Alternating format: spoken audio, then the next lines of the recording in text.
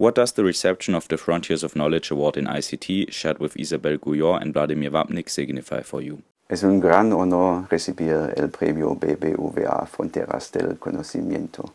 Estoy muy contento de compartirlo con Isabelle Guyon y Vladimir Vapnik y me encantará ir a Bilbao a recogerlo porque tengo una relación especial con esta parte del mundo. Mi mujer nació en San Sebastián, mi hijo mayor está visitando Pamplona esta semana y venimos de vacaciones en verano. Could you explain how your work on kernel methods has contributed to the development of machine learning and in what ways it has led to a breakthrough in artificial intelligence?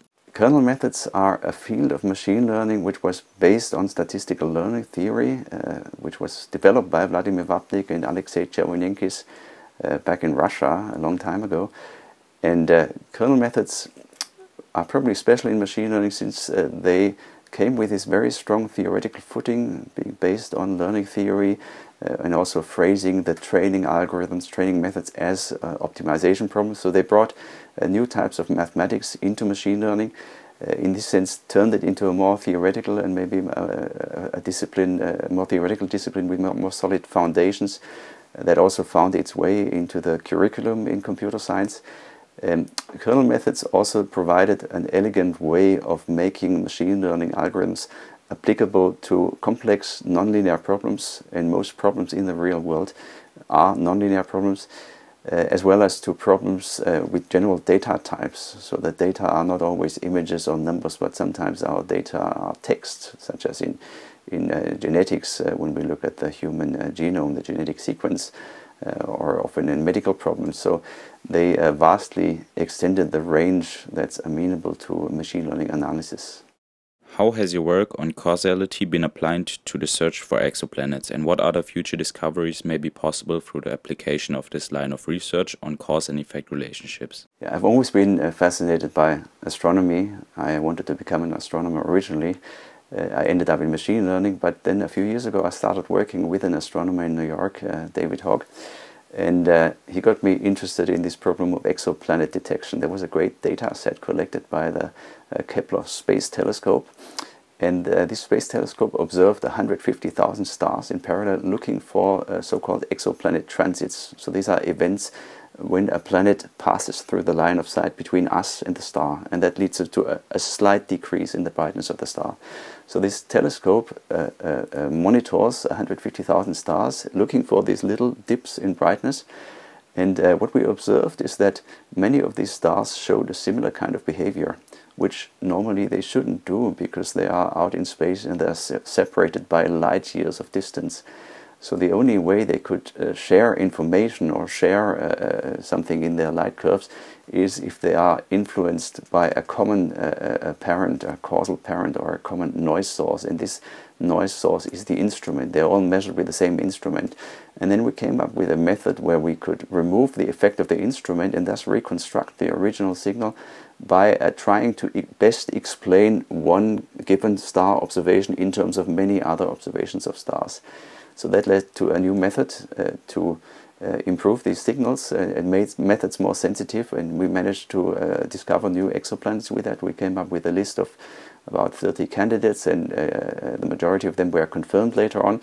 And then just by a strike of luck last September, it turned out one of those planets made the news because others found out that this was the very first planet in the habitable zone around its star, meaning in the right distance such that water could be liquid, where people actually managed to prove the existence of water vapor in the atmosphere.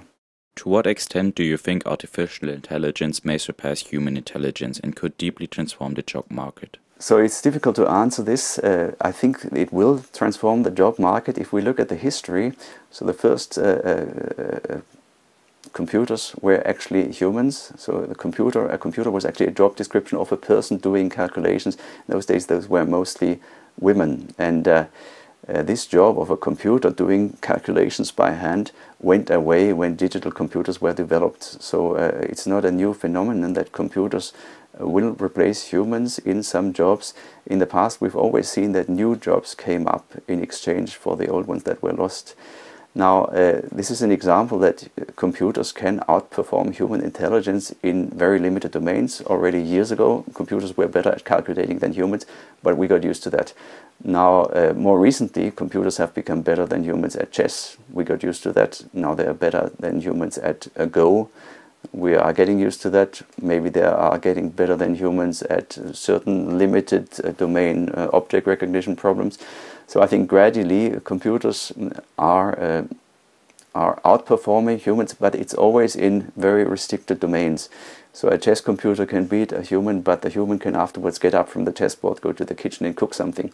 So humans have this general kind of intelligence, and almost by definition of the term of intelligence, we would really like to think of it as something general, something that transfers knowledge from one problem to another one, and that doesn't just excel at one very restricted domain. And this kind of general intelligence, I don't see this coming in the near future in computers. Of course, at the same time, I should say that that's the kind of problem that's most fascinating, and that's what I'm trying to address when I try to apply methods of causality to artificial intelligence, because I think that what current computers or artificial intelligence systems really lack is a causal understanding of the world. They are just looking at statistical dependencies, try to predict one thing from another one without really gaining an understanding of what's going on behind. And therefore they also don't have a strong understanding how the world will respond if we interact with the world.